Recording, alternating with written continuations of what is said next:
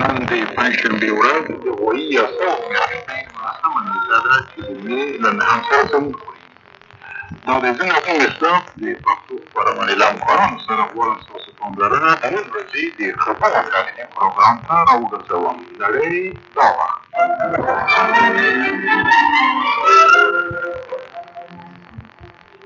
د خپرونې په سر کې لومړی هم د خبرونه دي. په جنوبي افریقې صدر او د افریقي ملي کانګرس مشر د نورو خبرو لپاره تیاري کوي، څنګه چې د اقتدار د برخې د ثبتېدو نه د ورکو لپاره د افریقي د ملي کانګرس د دفتي اخري نیټه راروانه ده. د شوروي خارجه وزیر د منځني ختیځ د خپلې دورې په اخري پړاو په اردن کې دی. د ملګرو ملتونو یو استازی څوک چې د ایران په دوره کې د زیاتو بین المللي کوششونو لپاره ویلي دي چې عراق ته شیا پناهګزینو امداد وکړي. د خبرونو نه وروسته به د نړۍ دا وخت په پروګرام کې عراق به په جنګ کې پیونیرو خواوو ته تاوان ورکوي. په یوګسلاویا کې ملي لوبه‌جوړه د کابل پخواني حزبیان په خارج کې پناه اخلي. چین او شوروي وایي چې وروسته له دې نه غواړي یو بل ته د خطر سبب وګرځي او نور مضمونونه او تبصرې راته وړاندې کړي. په پای کې به د دې اونۍ د پښتونخوا راپور واورئ. لومړی د خبرونو تفصیل چې نن د جعفر علي خان درته ولولي. د جنوبي افریقې صدر اف ډبلیو ډي کلارک او د افریقي د ملي کانګرس د رئیس مرستیال ښاغلي نیلسن منډېلا هیله ده چې نن په دې نورې خبرې وکړي چې د افریقې د ملي کانګرس د طرفدارو او د انحاط ازادي ګوند ترمنځ دا فساد څنګه بند کړی شي. نن د افریقې د ملي کانګرس ټاکلې اخري نیټه ده. دا د جنوبي افریقې د مستبد بنسټونو د خدمت د وټو ډاډه کړې ده.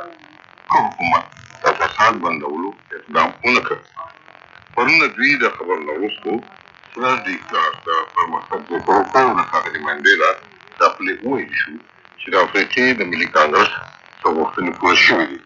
دې کې په عامو جلسو کې د زیاتره وسله په ګرځېدو بندیز شامل دی. څنګه چې په بنګلادیش کې امدادي کارکوونکي د هرې میلیونو خلکو د امداد کولو کوشش جاري ساتي.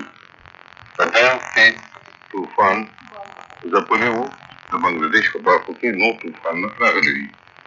د سې شنبې یعنې نوې د ورځې د بل طوفان د لاسه د تباه شوې سیمې نږدې د مرکز ډاکې شمال ته بل طوفان سره لږ نه لږ 80 خلک وژلي شوي دي. د هېواد پارلمان نن د طوفان د تباهۍ د حکومت د ګډۍ د سمبالېدو په هکله بحث کوونکی دی. حکومت د نور بین المللي امداد لپاره اپیل کړی دی. وایي چې د امدادي رسدونو رسولو لپاره د نورو هلیکاپټرو حاجت دی. په سریلانکا کې او په کشمیر کې په 15 نورو ښارونو کې د هند پوځ په دې کوشش کې بللی شوی دی چې تېرې شنبې په ورځ چې پاکستان کې په پوله د پوځ په پټ حمله کې څه اویا مسلمانان سپارښتنې وژل شوي دي چې د هغې تر مخه د فساد زیاتېدو مخنیوی وکړي. عسکر کوشش کوي چې د سریلانکا په برخو او په نورو ښارونو کې د کرفیو نافظ کړي. ویل کېږي چې فساد سره تر دې وخته د 80 نه زیات مړي شوي دي. د یکشنبې د ورځې د قتلان په احتجاج کې د عمومي اعتصاب لپاره ویل شوي وو. وایي چې دا جاري دي او کشمیر کې ورسره ژوند ګډوډ شوی دی. اسلام آباد ته په رسېدونکو خبرونو کې وایي چې هر وخت لږ نه لږ 30 وژل شوي کله چې یو بس د پاکستان د کنټرول لاندې په کشمیر کې یو سیند ته وغورځېده. دا بس د هرات د مرکز مظفرآباد نه د یو وړې چپوټې خاریې ته په سفر و. دا د جنوب سیند ته پرېوته. د پوځ او د پولیس خلک بچ ساتونکو بچ پاتې کسانو پسې لټون کړی دی. د هند د پنجاب ایالت نه په خدمت کې وایي چې د امنیتي قواو او سیند پولیسو شورشیانو ترمنځ ده چې راټولې خلک کې د سې شنبې یا نن سهار وختي جګړه چې وشوه هغه ختمه شوه. ویل کېږي چې پوځ د هغې نه وروسته د کلي نه تاو شوي دي چې د ایالت پولیس او نیم پوځي قواو ونه پرې شوي چې باغیان د سنګرونو وباسي. څوک چې په کورونو کې او په خښو سنګرونو کې پراته وو چې هغه چاپېره د شګو بوجۍ وې. عسکر د نوې مشینګنې استعمال د باغیانو مورچې تباه کړي او د حمله کوونکو د دوی پرې پټه پکو ډزې وشوې. معلومه شوې ده چې 7 پوځیان او 15 د امنیتي قواو سړي په جګړه کې وژل شوي دي. نورو مورپسې لټون کېږي. شوروي خارجه وزیر ښاغلي لیژنډر اسویلر چې د منځني ختیځ خپله دوله جاري ساتي په اردن کې د امن د یو سیمه ییز کانفرنس په لوري د خوځېدو په هکله خبرېدنې کړې دي. دوی چې اردن د امن په پروسه کې یو وس رول لري. اسرائیل سره د مسکو تعلقاتو د هیلې کېدو په هکله اوس په جواب کې ښاغلي بسلرپیخت ویلي دي چې دا به هغه وخت وشي کله چې حالت صحیح وي. دې سبا د اسرائیل دولت ښاغلي بسلرپیخت د شام نه اردن ته ورسېدل، چېرته چې ده د خپلو عربو انتخابانو لپاره د فلسطیني بحث لپاره د مسکو د رقیب د پرله پسې طرفدارۍ امر وکړ. د عراقي پناهګزینو لپاره د امداد ورکوونکي شهزاده فخرالدین خانګیلي چې د ایران په پوله د پناهګزینو سره په بینالمللي اصولو مؤسسه شوې ده. شهزاده په ایران کې د پناهګزینو د کیمپ کنټرول په دوران کې خبرې اترې کولې. دوی وویل چې د عراق د شیعو نه صفویه زره په جنوبي ایران کې پروتست کوي. شهزاده وویل چې تر دې وخته د پناهګزینو لپاره د ملګرو ملتونو های کمیشنر د 400 میلیونه ډالر د څلورمه برخه ترلاسه کړې ده چې د هغې ورته د عراقي پناهګزینو لپاره حاجت و او ملګري ملتونه به خپل حاجتونه د نوي سره ټاکي. د امریکې د دفاع وزیر ښاغلي ریچارډ چیني ویلي دي چې امریکا به د خپلو پوځونو ایستو نه وروستو د خلیج په منطقه کې سرپوځي سازمان ساتي. ښاغلي چیني په سعودي عرب کې خبرې کولې چېرته چې د پاچا فهد سره خبرې اترې کړې دي. په دغه د دې وینا نه کار وکړو چې څه ډول سازمان کېدی شي چې به زیاتره پرېښودی شي او آیا دا به چېرته ساتل کېږي. د ده د سعودي عرب دوران په یوه سیمه ییز دولت کې اخري پړاو دی. دې ډاډه کوي چې واشنګټن څنګه د خلیج په امنیت کې لاس کولی شي. د چین حکومت وایي چې د نورو هېوادونو د ډلې کوششونه چې په خپلو پالیسیو کې په تبدیلو راوستل مجبوره کړي جوړ نه شي.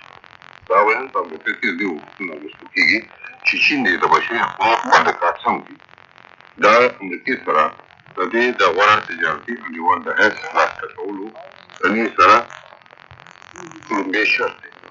په پیکې کې یو ګرانوي چې څنګه هېڅ چېرې د تجارتي حقونو غځولو په سر شرطونه ونه مني. خبرونه مو واورېدل، تاسو د لندن نه د انګلیسي پښتو خپرونه په لاندې سکونونه 15 او منځنۍ صفحه 212 مترو کې اورئ.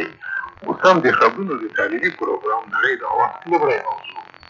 په ملګرو ملتونو د امنیت په شورا کې د 5 دایمي هېوادونو غړي موافقې ته رسېدلي چې باید د عراق لپاره داسې یو صندوق پرانیستل شي چې د تیلو له عاید نه یوه برخه په هغه صندوق کې واچول شي تر څو ټولو هغو کسانو ته چې د خلیج د جنګ له امله زیانمن شوي تاوان ورکړل شي. د ملګرو ملتونو زموږ خبریال کریسټوفر کنس داسې لیکي: د ملګرو ملتونو د امنیت د شورا د 5 دایمي سفیرانو په غونډه کې په دې هکله په یوه مسوده روغه شوې ده. دا مسوده به یوه بودیجه تشکیلوي او د دې بودیجې څارنه به د یوې داسې شورا لخوا کېږي چې د ملګرو ملتونو د امنیت د شورا ټول 15 غړي هېوادونه به نمایندګي پکې ولري. نوموړې شورا به د عراق د تیلو د عاید یوه فیصدي وټاکي او دا فیصدي پیسې به بیا د نوموړې بودیجې لپاره وي. په خوا د هغې د امنیت شورا به د ملګرو ملتونو د سترمنشي په ترتیب د عراق لخوا د ورکېدونکي عاید لوړه اندازه وټاکي. دا پرېکړه غواړي چې انتظامي شورا باید په جنیوا کې ځای په ځای وي او د کمیسیون نورې برخې ابتدا شي چې هر ځای چې وي خپل کار وکړي. د نوموړې شورا او د کمیسیون د نورو برخو د کار د ځای لپاره اوس په لندن، جنیوا او هیګ فکر کېږي. د ملګرو ملتونو په پرېکړه وایي چې د اپریل د میاشتې د 3مې نېټې وروسته د عراق د خرڅ شوو تیلو د عاید یوه برخه باید ملګرو ملتونو ته وسپارل شي. بغداد د ملګرو ملتونو د بندیزونو د کمیټې نه غوښتي چې د 1000 میلیون ډالرو معادل تیل وپلوري تر څو ځان ته بشري ذخیرې ترلاسه کړي. ډیپلوماټان وایي چې د ملګرو ملتونو اوسنۍ پرېکړه به د کار ته اجازه ورکړي په دې شرط چې د بندیز کمیټه د عراق ارتباطونه د بودجې د تشکیل وړاندې ومني. د ډیپلوماتیک منابعو له قوله دا پرېکړه به د جمعې په ورځ د ملګرو ملتونو ټولو غړو هېوادونو ته وسپارله ده او راتلونکې اونۍ کې به رایې ته وړاندې شي. دا له ملګرو ملتونو کرستفه ګنس نن د یوګسلاویا د کرویشیا په جمهوریت کې د روان داخلي جنګ په باب تړون ترلاسه شو. که هم د دې جمهوریت خلک خوشحاله دي چې له وینو تویونو نه مخنیوی وشو، خو د هغو صدر فرانیو سودمان ته به ګرانه وي چې خپل ولس د دې تړون په ماهیت قانع کړی شي. د کرویشیا له پایتخت زاګریب نه دا دی د میشګلني راپورټ. هیڅوک باور نشي کولی چې د یوګسلاویا اته کلنه فدرال ریاست جمهوري او د دې هېواد شپږ جمهوریتونه به داسې یوه موافقه سره راټوله کړي کومه به چې په ګڼو میاشتو کې د لومړي ځل لپاره د اساسي ستونزو سره معامله وکړي او د یو رښتیني حل لپاره هیلې منځته راوړي. دا به مطالعه کوونکې معامله وي او د کرویشیا د جمهور رئیس فرانیو سودمان باید چې غټ امتیاز بل پلو ته ورکړي. دوشنبې په ورځ به سپلیت بندر کې د تشدد نه ډکې مظاهرې چې یو عسکر پکې ووژل شو له دې امله وشوې چې کرواتیانو ویل چې یوګسلاویا ملي وجود یو اشتغالي پوځ نه پرته بل څه نه دی. په جمهوري ریاست موافقتنامه کې کرویشیا کې پوځ ته د امنیتي وضعیت کنټرول لپاره زیات قدرت ورکول شوی دی. دا د کرویشیا د یوې غټې ورځپاڼې د لوی مسؤل مدیر هیدو بیسویچ ته پوښتنه وکړه چې څنګه به جمهور رئیس قهرجن کرواتیانو ته دا خبره توضیح کړي هغه پوځ چې دوی اشغال کوونکي ګڼي په دې جمهوریت باندې لا زیات کنټرول ولري. بیسویچ وویل چې دا ریاستل پکار دي چې کله چې څو ورځې مخکې د جمهوري ریاست سره اوږده غونډه کېدله موږ د پوځ د اولتیماتوم سره مخامخ وو یا کوم ډول موافقې ته ورسېږئ ګینې موږ مداخله کوو. دغه خبره د پوځ د فدرالي قرارګاه برخه وه. نو د دې موافقې یو صفت دا دی چې پوځي مداخلې امکانات او حتی د مداخلې روزیه له منځه لاړه مثلاً د یو کم وخت لپاره. هېڅوک داسې فکر نه کوي چې د یوګسلاویا د ګڼو ملتونو خپلمنځي بدګمانۍ او دښمنۍ به په یوه منډه د منځه لاړې شي، خو موافقې جمهوریتونو ته ښه وخت لاس په ورکوي او دا هیله پیدا کوي چې دا بحران به اوس په سوله ییزه توګه حل شي. په داسې حال کې چې پخوا دا هیله نه وه موجود. دا و د یوګسلاویا له زاګریب نه د میشګلني راپورټ. اوس هم د افغانستان په لور. د افغانستان د خلق او پرچم پخواني نړۍ د راپورټونو له مخې په هر نړۍ پرېکړې کې دي. دا تشدد او پراګندګي په تېره بیا له هغه وخت نه چې د شوروي قواوې د افغانستان نه وتلي دي لا هم زیاتې شوي دي. د افغانستان د تجارت پخوانی وزیر جلالر چې د شوروي د یرغل تر مودې پورې په هر ډول حکومتونو کې په همدې وزارت کې پاتې شوی و، اوس کاناډا ته تللی چې هلته پناه ورکړل شي. یو بل تن هم چې کاناډا ته تللی دی د خاص او د انقلابي محکمې پخوانی غړی او په شمالي کوریا کې افغان ډیپلومات حشمت کیهاني دی چې هغه هم په کاناډا کې د پناه اخیستلو غوښتنه کړې ده. خو له کاناډا نه د مهاجرو افغانانو ټولنې موږ ته وویل چې هغوی د کاناډا د کورنیو چارو وزارت ته په مظاهرو ووتلي وو چې باید د کسانو ته په کاناډا کې د نورو افغانانو په سترګه ونه کتل شي او نه هم ورته اقامت ورکړل شي. د یو بل رپوټ له مخې دستګیر پنجشیري چې د ثور د کودتا نه وروسته د پوهنې وزیر او د سیاسي بیرو غړی و، وروسته د تړي د کودتا نه له افغانستان څخه تښتېدلی او بلغاري ته تللی دی. په بلغاري کې په تجربه کودتاچي جنرال عبدالقادر هم چې هلته سفیر و تصمیم نیولی و چې بېرته افغانستان ته ستون نه شي خو هلته استوګنه لري. یو بل تن چې دلته لندن ته راغلی پخوانی وزیر مالیه کریم میثاق دی چې په آخر کې د کابل ښاروال په حیث مقرر شوی و. هلته په شوروي کې برسېره ببره کارمل او د کورنیو چارو پخواني وزیر سید محمد ګلاب زوی پخواني صدراعظم سلطان غني کشمان هم چې د ناجوړۍ تر پروګرام باندې تللی و هلته ځای په ځای شوی دی. په همدې ډول د ډاکټر نجیب الله په حکومت کې د تجارت وزیر برهان قیاسي هم ویل کېږي چې له کابل نه وتلی وي. د دې زړو او پخوانیو حزبیانو ځایونه په کابل کې د وطن د ګوند ډېر داسې اشخاصو نیولي دي چې هغوی وروسته د ثور له کودتا نه ګوند ته راجلب شوي دي. ضمناً د پېښور نه رحیم الله یوسفزی د مجاهدینو له قوله لیکي چې هغو د فاریاب په ولایت کې د قیصار ولسوالۍ نیولې ده. په پېښور کې د مجاهدینو شورا زیاتوي چې هغوی ته دا خبر د بیسیم راډیو له لارې ورسېدلی دی او یو شمېر عسکرو د نیولو او د هغو د وسلو د تسلیمېدو معلومات یې هم ورکړي دي. هغوی زیاتوي چې د مجاهدینو له لورې هم 28 تنه په قتل رسېدلي دي. خو په فاریاب کې د قیصار په نیولو سره د دې ولایت مرکز میمنه او هم نورې ولسوالۍ لکه اندخوی، شیرین تګاب او دولت آباد تر اوسه هم د حکومت تر قبضې لاندې دي. اوس هم زموږ بله موضوع، چین او شوروي اتحاد اوس موافقه کړې چې وروسته له دې یو بل ته د کوم خطر منبع ونه ګرځي. دا خبره په پیکین کې د شوروي اتحاد د دفاع وزیر دیمیتري یازوف د سفر په وخت کې وشوه. د شوروي له لورې په وروستیو 10 کالو کې دا لومړی لوړ رتبه پوځي صاحب منصب دی چې چین ته تللی و. د پیکین نه جیمز مایل موږ ته داسې رپوټ رالېږلی دی.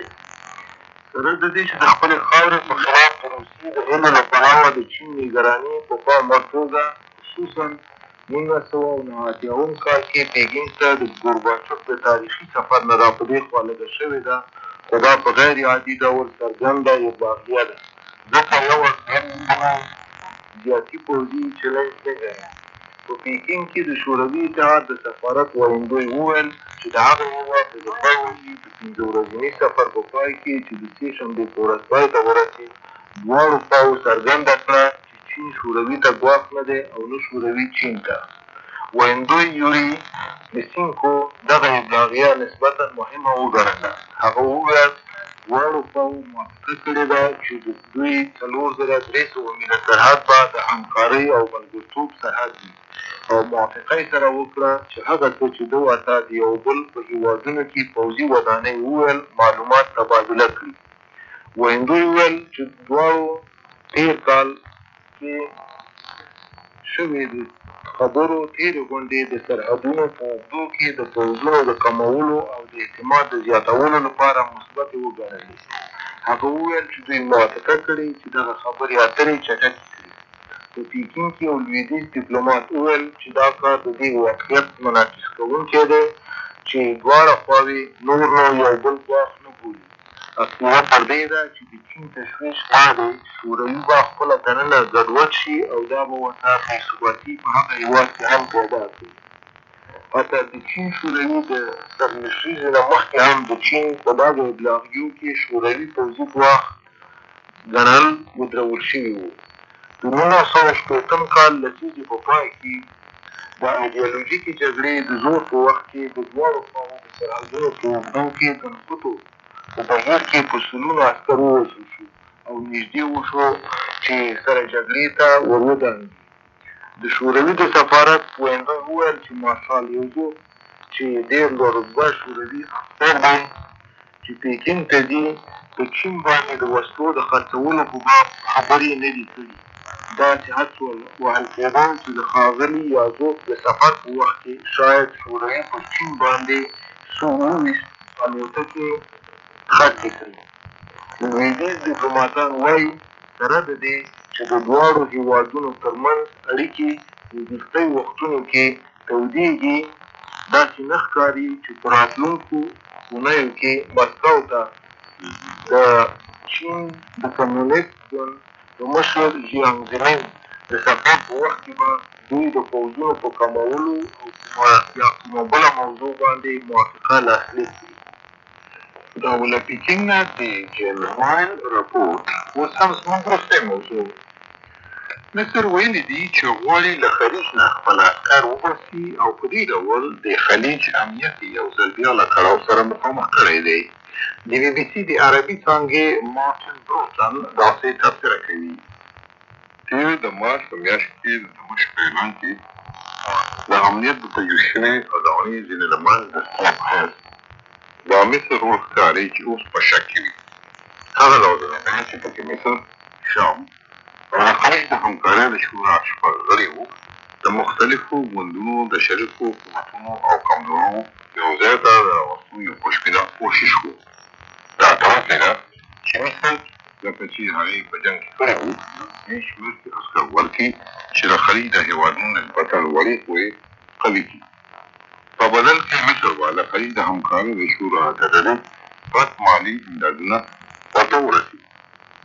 دودیزو انډیوالو د جنګ د ورځو په اعتلاف کې د دې منصوبې تاریخونه کړې وه، ځکه چې دوی د سیمې نه د هغوی په شا وتل انچې نور تقبل ورکړي وو.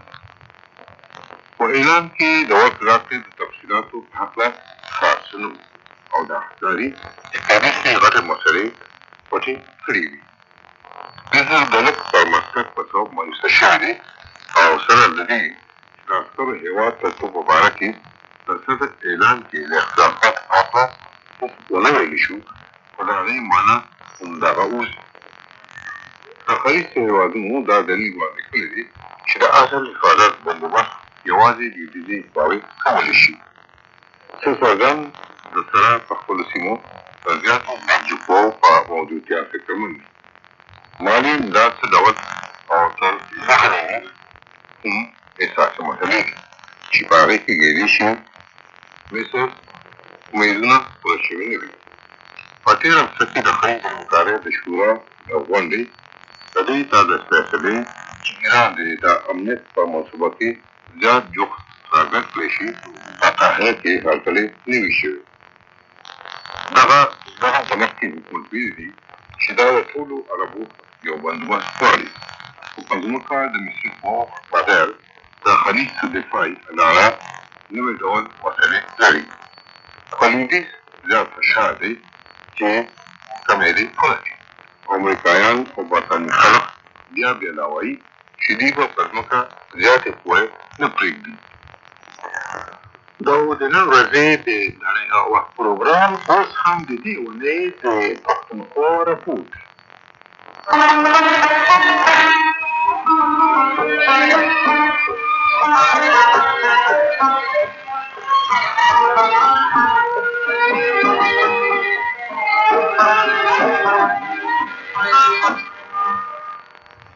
د راپورونو سره سم پاکستان کې په ورانو رکو جرمونو کې زیاتوب راغلی چې پکې د خلکو تښتول، وژل، کنډر او غلاګانې شامل دي. زیات اړې ګړې په سیند کې دی چېرته چې د خلکو په عقیده حکومت اړوشتی نه، ځکه چې هر سر د کرښې وتلي دي. په دې لنډو وختونو کې د اړمارو د سویډن یو انجینر او 3 جاپانیان تښتولي وو.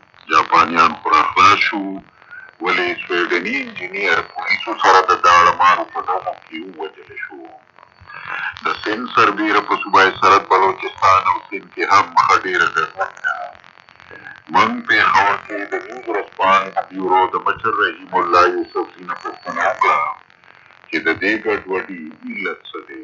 نو سند باره کې خو دا ویل کېږي چې هلته کې سیاسي ډاکوان دي، هلته کې سیاسي مسایل دي. سندیان خفه دي چې زمونږ په حکومت کې څه نشته، ناجیان خفه دي چې مونږ بېروزګاره یو او هلته کې ډېر زیات بېروزګاري ده. نو دې په وجه باندې هلته هلکان دې تعلیمونه یې کړي دي او هغې ډاکوانو سره شاملېږي. په ډاکوانو سره باقاعده خپل یو فوج دی، خپل پولیس دی، پیسې ورکوي، هغې سره ډېر زیات پیسې دي.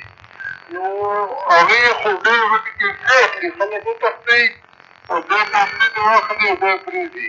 او دې نه علاوه هم د سیاسي مشران یا د حکومت خلک دا وایي د افغانستان په جنګ د وجې باندې په پاکستان کې ډېر زیاته وسله ده. دې ویل کېږي چې د افغانستان د جنګ په وجه باندې پاکستان ته دوه ټوټې میلاو شوي دي، یو د وسلې او یو چې کوم دی د منشیاتو د هیروین او د افیمو.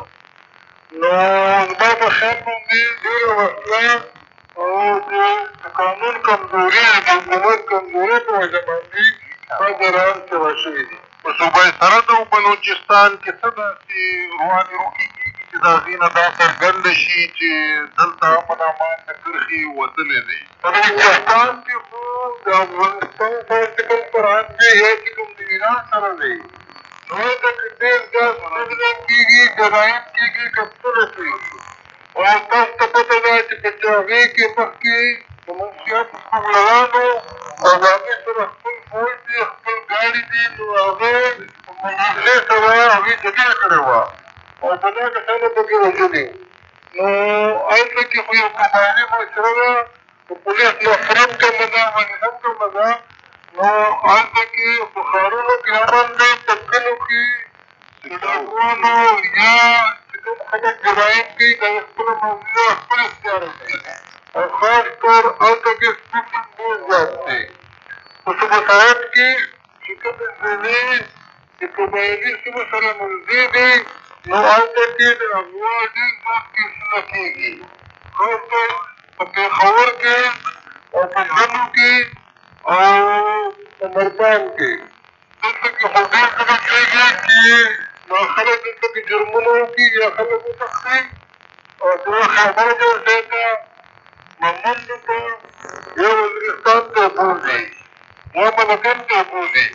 او دې نه علاوه دلته کې ډېر زیات اوس کسونه شروع شوي دي. په قبایلي سیمو کې خو چې دغه جګړه وشي د یو قوم یا یو قبیلې نو هغې هلته کې بیا غټ وسله استعمالوي. دا وارثې جنګي کمانچې پارټي دي یا پاسنیګر دا خو یو ډېر وړوکي شی دي. اوس په توپ استعمالېږي، راکټ لانچرې استعمالېږي، دسکې استعمالېږي. او افغانان هلته موجود دي معزز مجاهدین نو هغې سره مرستې په کرایه باندې ورکوي او چې دا قبایل هغه استعمال باندې نه پوهېږي نو خلک هم ونه ورکوي. نو دا افغانان د هغې لپاره جګړه کوي، خپله وسله راوړي، خپل دسکې راوړي او خپل خلک راولي او هغه استعمال وکړي په جګړه کې. نو دا غټه وسله اوس دلته مردان کې هم استعماله شوې ده او ملکان کې هم استعماله شوې ده. په دې په وجه باندې زیات جرایم دي او جګړې دي.